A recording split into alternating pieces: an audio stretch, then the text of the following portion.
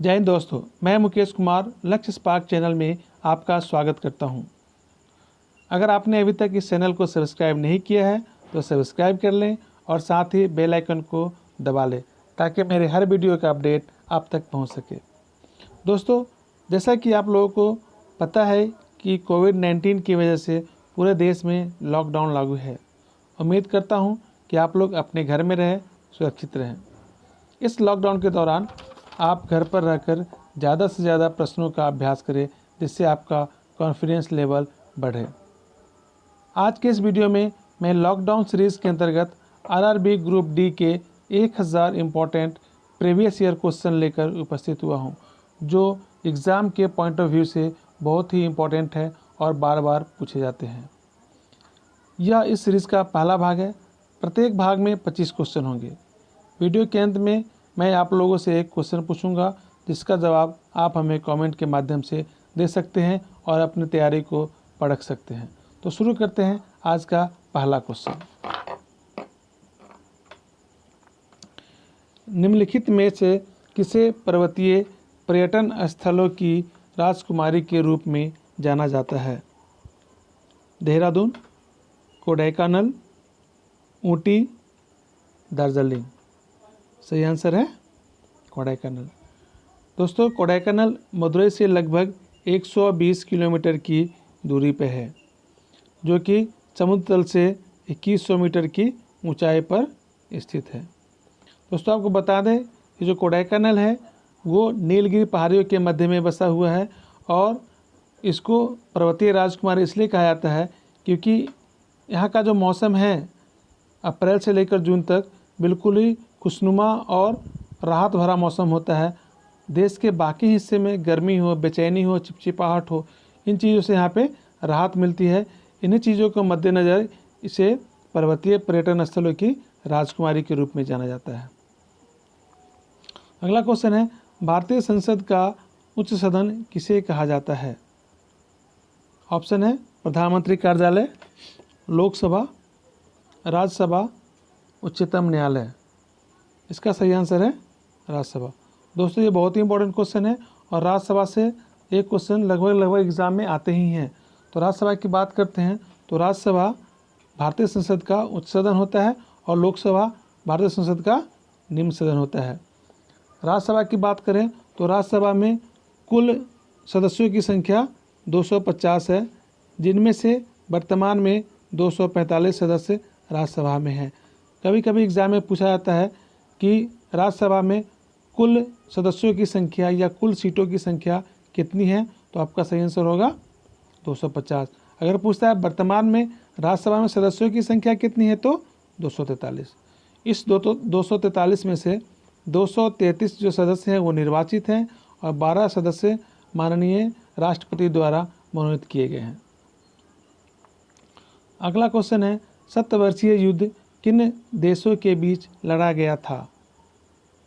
England और Italy, England और Germany, Germany और फ्रांस, इंग्लैंड और फ्रांस। इसका सही आंसर है इंग्लैंड और फ्रांस। यानी सप्तवर्षीय युद्ध जो है वो इंग्लैंड और फ्रांस के बीच लड़ा गया था। सप्तवर्षीय युद्ध नाम से ही जाहिर है कि यह युद्ध 100 सालों तक चला था। कहने का मतलब है कि यह युद्ध 1337 से लेकर के 1453 तक ये युद्ध चला था।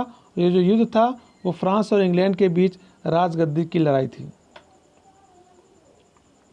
अगला क्वेश्चन है, निम्नलिखित में से किस देश की तटीय रेखा विश्व में सबसे लंबी है? Australia, Canada, Norway, Indonesia. इसका सही आंसर है कनाडा। दोस्तों, कनाडा की जो तटीय रेखा है विश्व में सबसे अधिक लंबी है। दूसरे स्थान पे नॉर्वे आता है, तीसरे स्थान पे इंडोनेशिया है, चौथे स्थान पे रूस है और पाँचवें स्थान पे फिलीपींस है। अगर भारत की बात करते हैं तटीय रेखा के बारे में, तो आप देख सकते हैं भारत का जो ये वाला हिस्सा है, नीचे वाला जो हिस्सा है, जिसके तीनों तरफ समुद्र है, तो भारत का ये जो हिस्सा जितना लगा हुआ है ये टोटल 100 किलोमीटर है। एग्ज़ाम में पूछे जाते हैं कि भारत की तटीय रेखा की कुल लंबाई कितनी है, तो कितना हो जाएगा 100 किलोमीटर।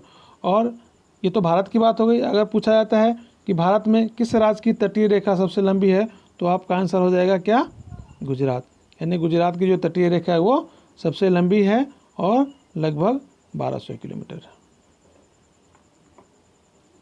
अगला क्वेश्चन है, ट्रैफिक को नियंत्रित करने के लिए रोबोट का उपयोग करने वाले भारत के पहले शहर का नाम बताएं। ऑप्शन है वाराणसी, जयपुर, इंदौर और कोचीन। इसका सही आंसर हो जाएगा इंदौर। दोस्तों आपको बता दें इंदौर के बारे में कि इंदौर भारत के सबसे स्वच्छ शहर में भी गिनी जाती है और मध्य प्रदेश का वाणिज्यिक राजधानी भी इंदौर को कहा जाता है। ये भारत का पहला ऐसा शहर है जहाँ पे ट्रैफिक को नियंत्रित करने के लिए रोबोट का इस्तेमाल किया जाता है। अगला क्वेश्चन है, दयानंद सरस्वती निम्नलिखित में से किस मिशन के संस्थापक थे। ब्रह्म समाज, चिन्मय मिशन, आर्य समाज, प्रार्थना समाज। इसका सही आंसर है आर्य समाज। दोस्तों इस टाइप के क्वेश्चन आपके एग्ज़ाम में रहेंगे ही, चाहे वो एनटीपीसी का एग्ज़ाम हो, चाहे वो ग्रुप डी का एग्ज़ाम हो, चाहे वो बिहार का भी कोई सा भी एग्ज़ाम हो, या किसी भी स्टेट का कोई सा भी एग्ज़ाम हो, समाज से संबंधित एक क्वेश्चन आपके एग्ज़ाम में रहेगा ही। ये बड़ा कन्फ्यूज़न वाला क्वेश्चन है कि ब्रह्म समाज की स्थापना किसने की, आर्य समाज की स्थापना किसने की, प्रार्थना समाज की स्थापना किसने की। तो आप इस क्वेश्चन को और ये जितने समाज लिखे गए हैं उनको तो आप याद कर लें, एग्ज़ाम में आने के बहुत ज़्यादा चांसेस होते हैं। आपको बता दें आर्य समाज की जो स्थापना है 1875 में दयानंद सरस्वती द्वारा की गई थी।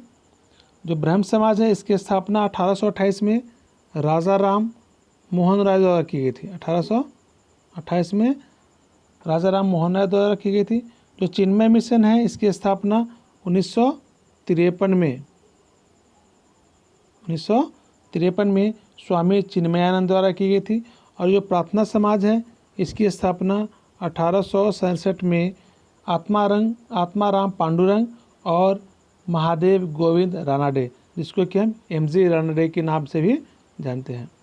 दोस्तों ये सारे संस्था हैं लगभग आसपास में ही इनकी स्थापना हुई है, इसलिए कन्फ्यूजन ज़्यादा होता है। तो आप इस क्वेश्चन को ध्यान से याद कर लेंगे।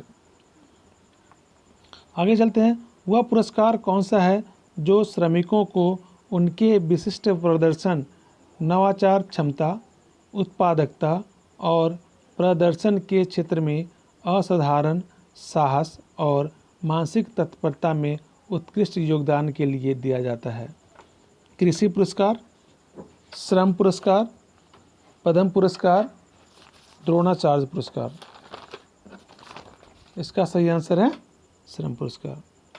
दोस्तों श्रम पुरस्कार को प्रधानमंत्री श्रम पुरस्कार के नाम से भी जाना जाता है और इसका जो मुख्य उद्देश्य है वो है सार्वजनिक और निजी क्षेत्र के संगठनों में औद्योगिक विवाद अधिनियम 1947 के अंतर्गत कामगारों के विशिष्ट योगदानों के लिए उनको सम्मानित करना है और उनको सम्मान देना है। अगला क्वेश्चन है, 1939 में सुभाष चंद्र बोस द्वारा शुरू की गई पार्टी का नाम क्या था। आज़ाद बंगला फौज, भारतीय socialist party, all India forward block, भारतीय कम्युनिस्ट पार्टी। इसका सही आंसर है ऑल इंडिया फॉरवर्ड ब्लॉक। दोस्तों आपको बता दूं, कांग्रेस का जो त्रिपुरा अधिवेशन हुआ था उसमें सुभाष चंद्र बोस अध्यक्ष थे और उन्होंने अध्यक्ष के तौर पे वहाँ पे भाषण दिया था और उसी भाषण के दौरान उन्होंने 1939 में उन्होंने क्या किया, फॉरवर्ड ब्लॉक की स्थापना की घोषणा कर दी थी। अगला क्वेश्चन है, राज्यसभा सदस्यों का कार्यकाल कितना होता है। 7 वर्ष, 4 वर्ष, 6 वर्ष, 2 वर्ष। दोस्तों इसका सही आंसर है 6 वर्ष। कहने का तात्पर्य है कि राज्यसभा का जो सदस्य होते हैं उनका जो कार्यकाल होता है 6 साल का होता है, फिक्स होता है। और लगभग हर 2 वर्ष पे राज्यसभा के जो सदस्य हैं उनकी 1/3 जो मेंबर हैं वो हर 2 वर्ष पे क्या होते हैं, सेवानिवृत्त होते हैं और उनका दोबारा चयन होता है। अगला क्वेश्चन है, वर्ष 1931 में भारत की नई राजधानी के रूप में दिल्ली का उद्घाटन करने वाले वायसराय का क्या नाम था। या आप ये बोल सकते हैं कि जिस समय भारत की जो राजधानी है 1931 में नई दिल्ली में स्थानांतरित हुई थी, उस समय भारत का वायसराय कौन था? ऐसा भी क्वेश्चन आपसे पूछा जा सकता है। तो ऑप्शन है Lord Irwin, Lord Wellesley, Lord Cornwallis और लॉर्ड कर्जन। दोस्तों इसका सही आंसर है लॉर्ड इरविन। यानी दिल्ली से पहले जो भारत की राजधानी थी वो कोलकाता हुआ करती थी। कहा जाता है कि भौगोलिक परिस्थितियों के कारण जो ब्रिटिश सरकार थी उनको शासन करने में परेशानी होती थी, इसलिए वो कलकत्ता से जो राजधानी दिल्ली के रूप में चुना और वहीं से उन्होंने अपना कमान करना शुरू किया। शायद आपको याद ना हो, लेकिन 13 फरवरी 1931 को तत्कालीन वायसराय और भारत के गवर्नर जनरल लॉर्ड इरविन ने नई दिल्ली का भारत की आधिकारिक राजधानी के तौर पर उद्घाटन किया था। अगला क्वेश्चन है साकेत साई माइनेनी निम्नलिखित में से किस खेल से संबंधित हैं? Badminton, athletics, kabaddi, tennis. दोस्तों इसका सही आंसर होगा टेनिस। दोस्तों आपको बता दें कि ये भी क्वेश्चन लगभग आपको हर एग्ज़ाम में मिलेंगे कि कौन सी खिलाड़ी किस खेल से संबंधित था। तो मैं आपको सजेस्ट करूँगा कि जो नए खिलाड़ी हैं जो अच्छा कर रहे हैं खासकर उनका नाम याद रखें। पुराने खिलाड़ी को तो सभी लोग जानते हैं, बट जो नए खिलाड़ी हैं जो अच्छा कर रहे हैं या किसी भी गेम में मेडल हासिल कर रहे हैं, गोल्ड मेडल हासिल कर रहे हैं, ब्रॉन्ज हासिल कर रहे हैं, है ना, तो उनका नाम आप ध्यान रखें और वो किस खेल से संबंधित है वो भी याद रखें। अगला क्वेश्चन है बॉम्बे स्टॉक एक्सचेंज किस वर्ष स्थापित किया गया था? ऑप्शन है 1875, 1920, 1947, 1960।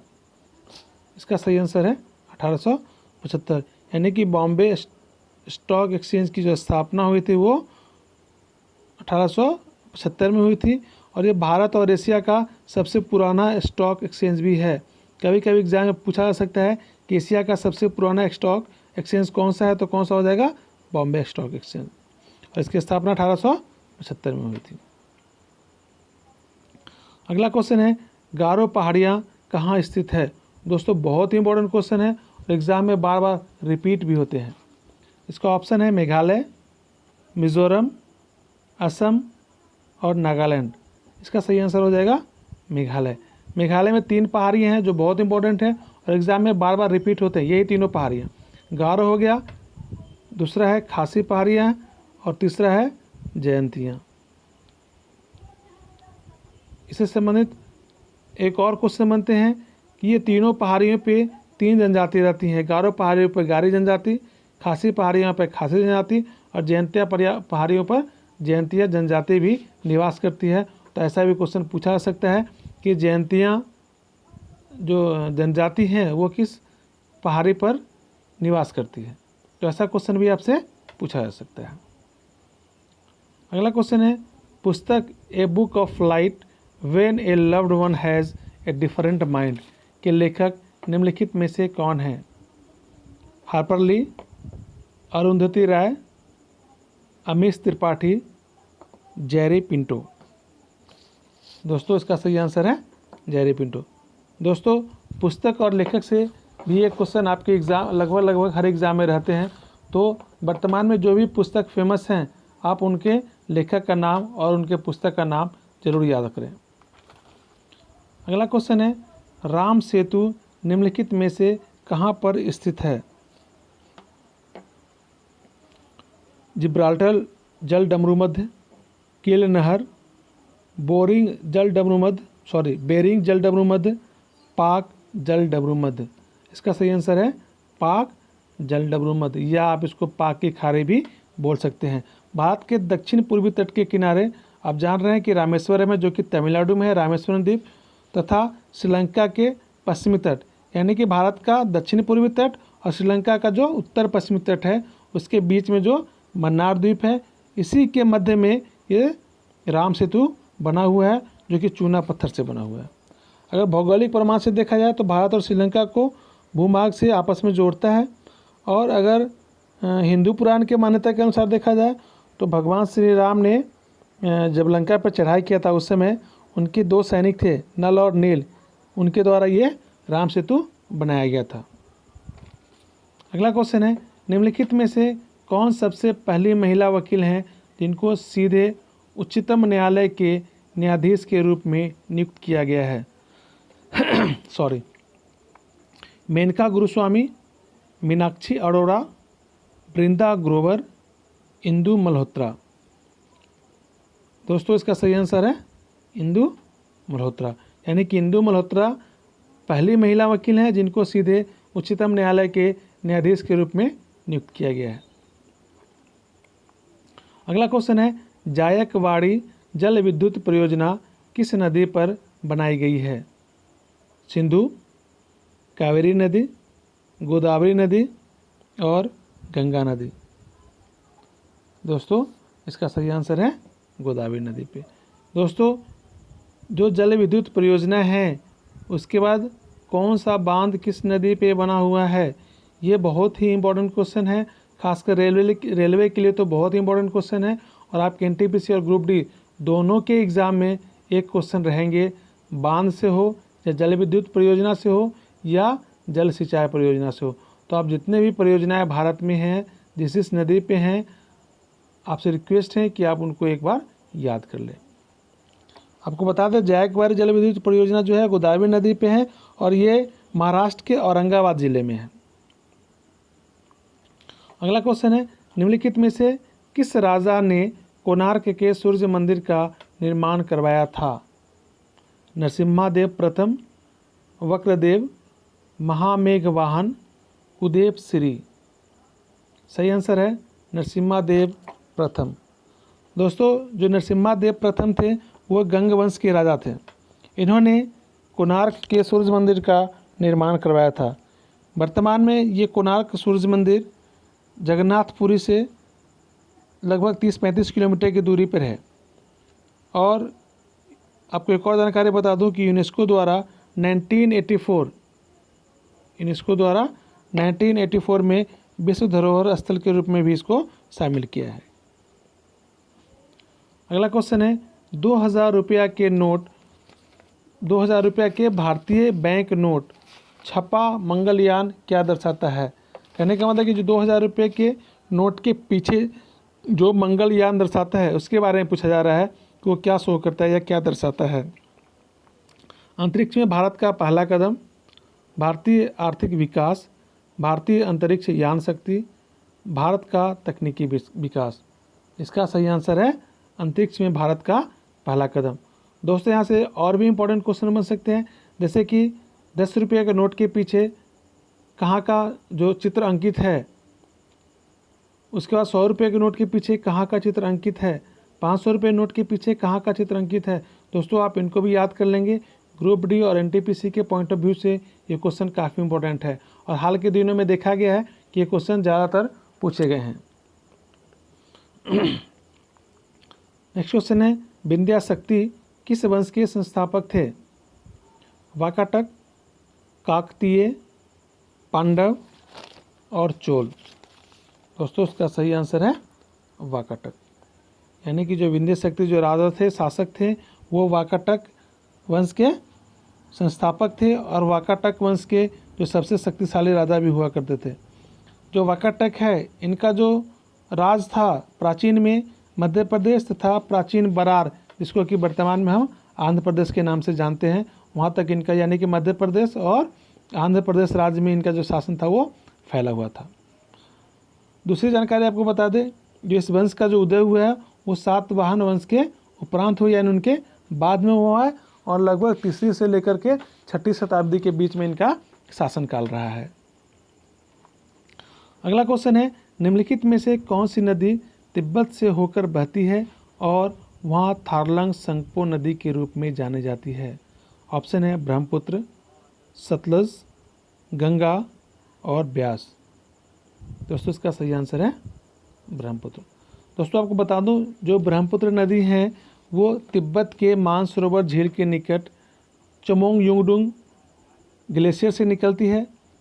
जब ब्रह्मपुत्र नदी मानसरोवर झील के पास से निकलती है तो तिब्बत में इसे यारलंग संगपो नदी के रूप में जाना जाता है या उस नाम से इनको जाना जाता है। जब ये ब्रह्मपुत्र नदी अरुणाचल प्रदेश से भारत में प्रवेश करती है। तो भारत में प्रवेश करने के बाद इनका नाम ब्रह्मपुत्र हो जाता है। और जब ये ब्रह्मपुत्र नदी अरुणाचल प्रदेश और असम से बहते हुए बांग्लादेश में प्रवेश करती है तो वहाँ इसका नाम जमुना पड़ जाता है। अगला क्वेश्चन है, निम्नलिखित में से कौन सा एकमात्र देश है जो आईसीसी अंडर 19, सॉरी यहाँ पे प्रिंटिंग मिस्टेक हो गया है, यहाँ पे अंडर होना चाहिए, अंडर 19 क्रिकेट विश्व कप में 4 बार विजयी हुआ है? ऑस्ट्रेलिया, भारत, दक्षिण अफ्रीका और न्यूजीलैंड। दोस्तों उसका सही आंसर हो जाएगा भारत, यानी कि Bharat under 19 cricket world cup में सबसे ज़्यादा 4 बार विजयी रह चुका है। अगला क्वेश्चन है, यूरोप की सबसे लंबी नदी कौन सी है? कैन्यूब, यूराल, वोल्गा और राइन। दोस्तों इसका सही आंसर है वोल्गा नदी, यानी कि जो वोल्गा नदी है वो यूरोप की सबसे लंबी नदी है। और दूसरे स्थान पे आता है डेन्यूब नदी, जो कि यूरोप की दूसरी सबसे लंबी नदी है। जो वोल्गा नदी है वो कैस्पियन सागर में गिरती है। अगला क्वेश्चन है, वाटरलू का युद्ध किस वर्ष लड़ा गया था? 1815, 1835, 1850, 1840। दोस्तों इसका सही आंसर है 1815। वाटरलू का युद्ध 1815 में लड़ा गया था। और ऐसा कहा जाता है कि ये जो वाटरलू का युद्ध है नेपोलियन का अंतिम युद्ध था।